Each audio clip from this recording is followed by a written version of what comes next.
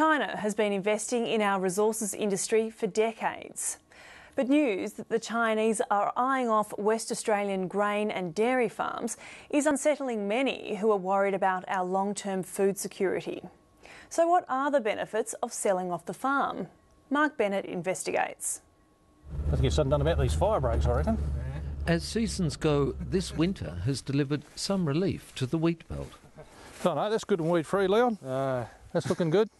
And out at Lake Grace, the Clark family are having one of their best years. Yeah, that's good root system there. That's a better one. Yeah, They're pinning their hopes on good finishing rains this spring. But there's other good news. Overseas buyers are looking for land in their district. Their farm isn't actually for sale, but when a delegation of Chinese buyers recently came through on a Great Southern property inspection, Doug Clark was keen to make them welcome. Basically, it's pesticide residue free. The Chinese buyers meant business. Their interest could be a game changer for an industry that has struggled to attract investment.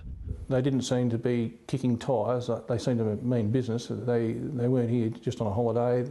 They were sent on a mission. The visitors had done their homework, aiming to buy a large parcel of productive country close to rail and ports, part of a long-term plan to secure future food supplies for China's growing population. China has a massive research industry.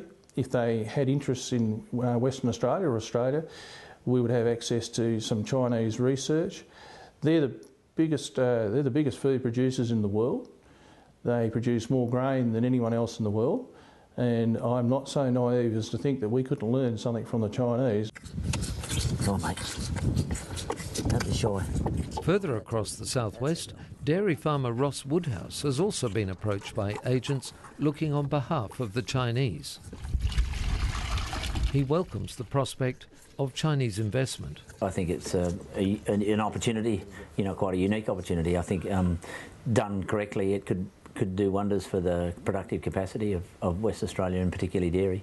Voted Farmer of the Year in 2010, Ross Woodhouse says the era of families owning Australian farms is on the wane, being replaced by a rising number of corporate enterprises backed by international investment.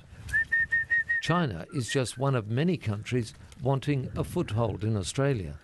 He believes they will eventually get what they want. Essentially, they're our customers, so ultimately they'll probably control us anyway through their purchasing power in the long term, because they're seen to be the powerhouse of the earth, if you like. But the prospect of selling off the farm to Chinese interests and the perception once it's gone, has rung alarm bells in farming organisations. They don't show up on the radar. The Farmers Federation is calling for caution. That fall well below the level set by the Foreign Investment Review Board. We would certainly like to see that cap come back to any investment from a foreign investor over $2 million to hopefully to pick up an idea as to what and how these foreign investors would use agricultural assets into the future. The Chinese are also interested in Stage 2 of the Ord River development, as well as large dairy, winemaking and abattoir operations in the southwest. I think the Australian government needs to get on the front foot. We're a little bit behind the eight ball at the moment. Ken Svensson works as a consultant for investors looking for opportunities in West Australian agriculture. In recent years he's seen American, British, New Zealand and Singaporean money finding a home on Australian soil.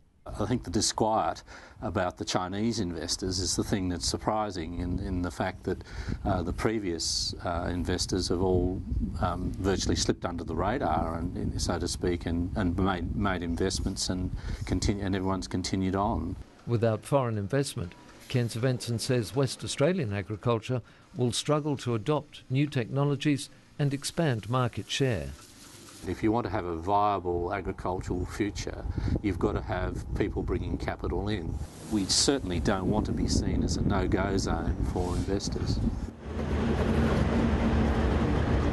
But behind the debate lies another commercial concern, the potential for a large Chinese-owned grain operation in the southern wheatbelt to bypass CBH's rail and port facilities in Albany. Look, it's something we always keep our eye on. While the initial exports to China would barely fill half a dozen ships, Alan Wasley is not taking the competition lightly. They are a very important customer of the WA growers, and we need to work out how we can work together. No, I think the Chinese and the Middle East countries have real concerns about providing food for their people, and they're looking at ways that they can do that. We believe that with the services we provide, that they probably don't need to go all the way with the land acquisition, nor do they need to build additional infrastructure. Australians can't go to China, Southeast Asia and make the types of capital investment that we let them make in our country. We have an asset here. We need to be careful and make sure it's exactly right before we let foreign companies and sovereign countries come in and purchase large assets, hardcore assets like land within Australia. If you were to scare them off and say, no, we don't want you here, that would immediately go to Brazil and Argentina. I think it'd be a lost opportunity for Australia. Meantime, a federal parliament inquiry into foreign investment will look into how the national interest test applies to sales of farmland to foreign buyers. The findings will be handed down at the end of November.